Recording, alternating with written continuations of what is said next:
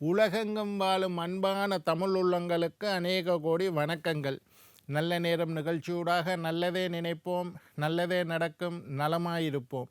சக்தி TV நேர்கள் அனைவருக்கும் தைப்பொங்கல் நல்வாழ்த்துக்கள். இன்றைய தினம் 15ஆம் தேதி 1ஆம் மாதம் 2026 குருவாசர யுத்தம் என்று சொல்லக்கூடிய வியாழக்கிழமை. துவாதசி திதி, கேட்டை நட்சத்திரம், மரண யோகம், கரிநாள். இன்றைய தினம் ராகு காலம் 2 மணி முதல் 3:30 மணி வரை. இன்றைய தினம் யமகண்டம் 6:30 மணி முதல் 8 மணி வரை. இன்றைய தினம் நல்ல நேரம் 8 மணி முதல் 9:30 மணி வரை. இன்றைய தினம் குளிகன் நேரம் 9:30 மணி முதல் 11 மணி வரை. இன்றைய தினம் கார்த்திகை நட்சத்திரக்காரர்களுக்கு சந்திராஷ்டம தினம். சூளம் தெற்கு, பரிகாரம் தைலம். என்ன நேர்களே, வாருங்கள் இனி இன்றைய தினத்திற்குண்டான ராசி பலன்களை பார்க்கலாம்.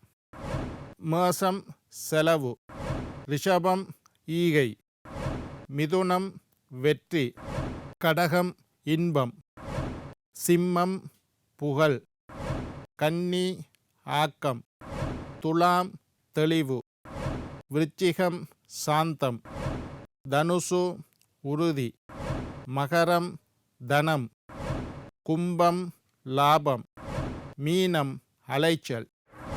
ஆன்மீக தகவல் பகுதியில் தொடர்ந்து உங்களை சந்தித்து வருவதில் மட்டற்ற மகிழ்ச்சி அடைகின்றேன். ஒவ்வொரு நாளும் ஒவ்வொரு புதிய அற்புதமான ஆன்மீக தகவல்களை உங்களோட பகிர்ந்து கொண்டு இருக்கிறோம். அந்த வகையில் இன்றைய தினமும் சில நல்ல விஷயங்களை உங்களோட பகிர்ந்து கொள்ளலாம் என்று காத்திருக்கிறேன். எங்களுடைய நிகழ்ச்சிக்கு நீங்கள் தரக்கூடிய ஆதரவு என்னை மகிழ்ச்சி அடைய செய்கின்றது. எங்களுடைய நிகழ்ச்சி சம்பந்தமாக ஏதாவது சந்தேகங்கள், கேள்விகள் இருப்பின், ஆன்மீகம் சம்பந்தமாக, ஜோதிடம் சம்பந்தமாக, வாஸ்து சம்பந்தமாக கேள்விகள் இருப்பின், சக்தி டிவி நல்ல நேரம் நிகழ்ச்சி தயாரிப்பாளர் கீழ்கண்ட முகவரிக்கு கடிதம் மூலம் என்னை தொடர்பு கொண்டால் தொடர்ந்து வரக்கூடிய நிகழ்ச்சியில் தகுந்த கேள்விகளுக்குண்டான பதில்களை தர காத்திருக்கின்றேன். இன்றைக்கு என்னத்தை பற்றி பார்க்க போகிறோம்னா, தைப்பொங்கல். சக்தி டிவி நேர்கள் அனைவருக்கும் தைப்பொங்கல் நல்வாழ்த்துக்கள். இன்றைக்கு தைப்பொங்கல். தை பிறந்தால் வழி பிறக்கும் என்று சொல்வார்கள். தை பிறந்தால் வழி பிறக்கும் ஏன் சொல்கிறதுண்டா, தைப்பொங்கல் தினம் தேவர்களின் சூரிய உதய காலம். மார்கழி மாதம் என்பது தேவர்களின் பிரம்ம முகூர்த்தம். விடிய 4 மணி டு 5 மணி 6 மணி தான் மார்கழி மாதம் தேவர்களுக்கு. எங்களுக்கு ஒரு வருஷம், தேவர்களுக்கு ஒரு நாள். அப்போ தேவர்களின் அதிகாலை பொழுது மார்கழி மாதம்னு சொல்கிறது பிரம்ம முகூர்த்தம். தேவர்களின் சூரிய உதயம், தேவர்களுக்கு விடிய 6 மணி சூரிய உதயம் எங்களுக்கு தை மாதம். அதனால் தேவர்களின் சூரிய உதயம் தை மாதம் என்பதனால்தான் உத்தராயண புண்ணிய காலம் என்று நாங்கள் இந்த காலத்தை சொல்கிறது. உத்தராயணம், சூரியன் வடக்கு நோக்கி நகரக்கூடிய ஒரு அற்புதமான காலம் உத்தராயணம். உத்தராயணம் என்பது 6 மாதம். உத்தராயணம் தை மாதத்திலிருந்து ஆனி மாதம் மட்டும் உத்தராயணம். இது தேவர்களின் பகல் பொழுது. ஆடி மாதத்துலேருந்து மார்கழி மாதம் மட்டும் தட்சணாயனம், தேவர்களின் இரவு பொழுது.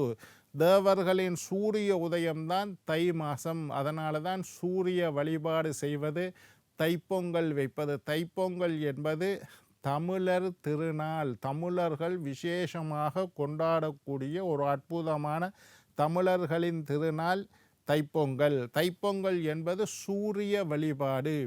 இயற்கையை வழிபடக்கூடிய தத்துவம் எங்களுடைய இந்து சமயத்திலே, சனாதன தர்மத்திலே ஆதிகாலம் முதலாக இறை வழிபாட்டுக்கு முற்பட்ட, உருவ வழிபாடுகளுக்கு முற்பட்ட காலம் தொடங்கி சூரிய வழிபாடு இருந்து வந்துள்ளது.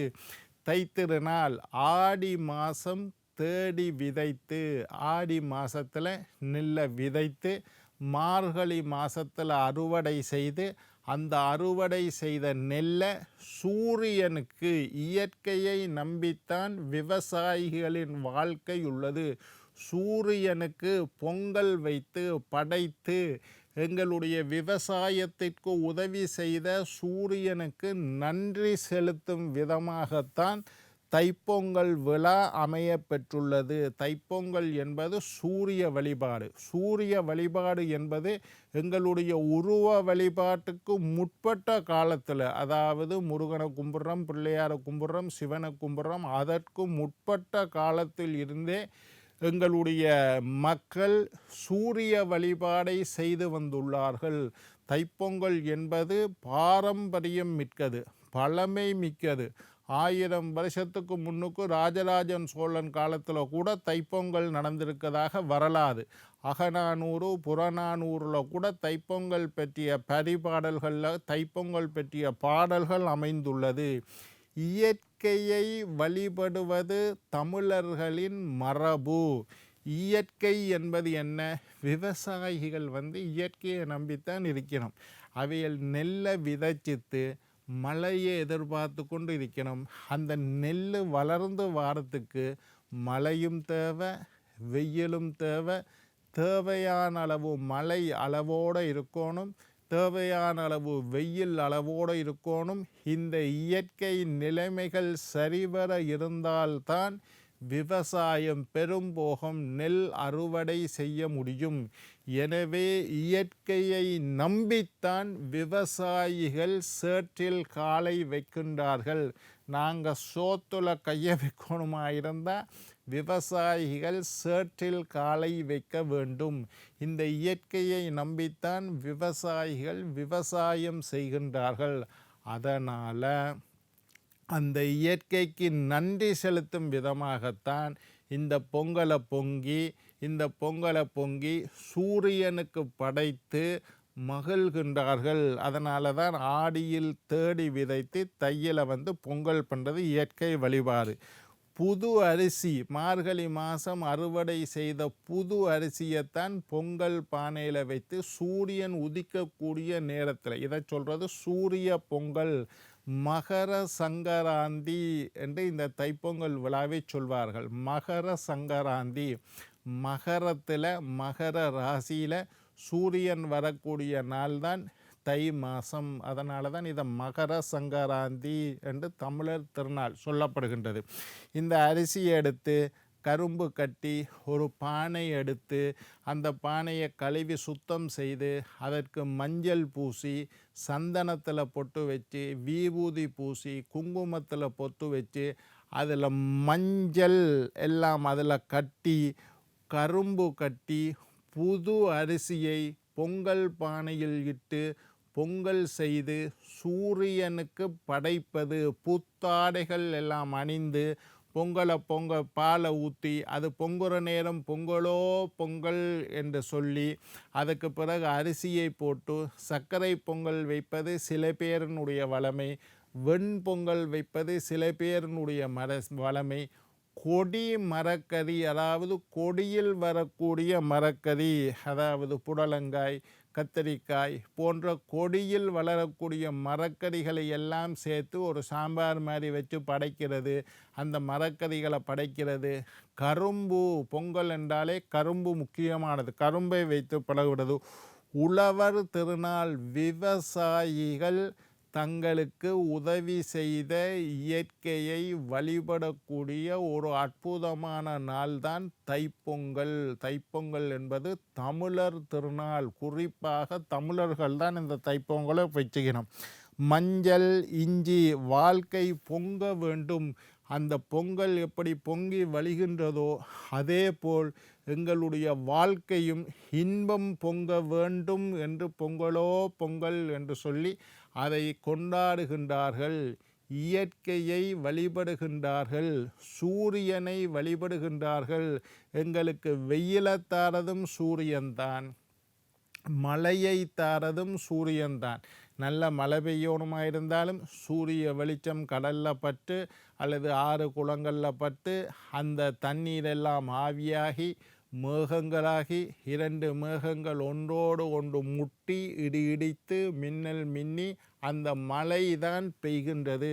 அப்போ மழை பெய்யணும் என்றாலும் சூரியன் வேண்டும், சூரியனுடைய வெளிச்சம் வெயில் அடிக்கணும் என்றாலும் சூரியன் வேண்டும். அப்போ சூரியனை நம்பித்தான் இயற்கை கொஞ்சம் அளவுக்கு அதிகமாக மழை பெஞ்சாலும் விவசாயம் பால்பட்டு விடும், அளவுக்கு அதிகமாக வெயில் எடுத்தாலும் நெல் எல்லாம் கருகிவிடும். எல்லாம் சமமாக இருக்க வேண்டும். இயற்கையை நம்பி, அது மனிதனுடைய கையில் இல்லை. மனிதர்கள், விவசாயம் என்பது மனிதர்களுடைய கையில் இல்லை. இயற்கையை முழுமையாக முற்று முழுதாக நம்பித்தான் இந்த விவசாயத்தை செய்கின்றார்கள். இப்போ கலியுகத்தில் நிறைய பேர் விவசாயத்தை விட்டு வெளியேறி விட்டார்கள் என்பது கவலைக்குரிய விஷயம்.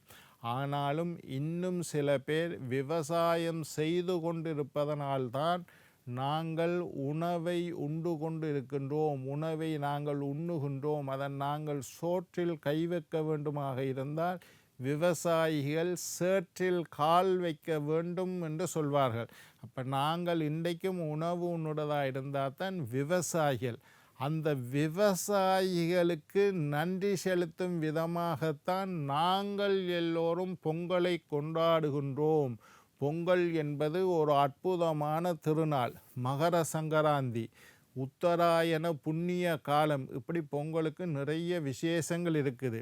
எங்களுக்கு உதவி செய்யக்கூடிய விவசாயிகளுக்கு நன்றி செலுத்துவதற்காக நாங்கள் எல்லோரும் பொங்கலை பொங்கி சூரியனுக்கு நன்றி செலுத்தி நீண்ட ஆயுள், நிறைந்த ஆரோக்கியம், நீங்காத செல்வத்தோட வாழ வேண்டும் என்று வாழ்த்தி வணங்கி விடைபெறுவது உங்கள் ஜோதிட சித்தர் டாக்டர் ராஜராஜ குருக்கள்.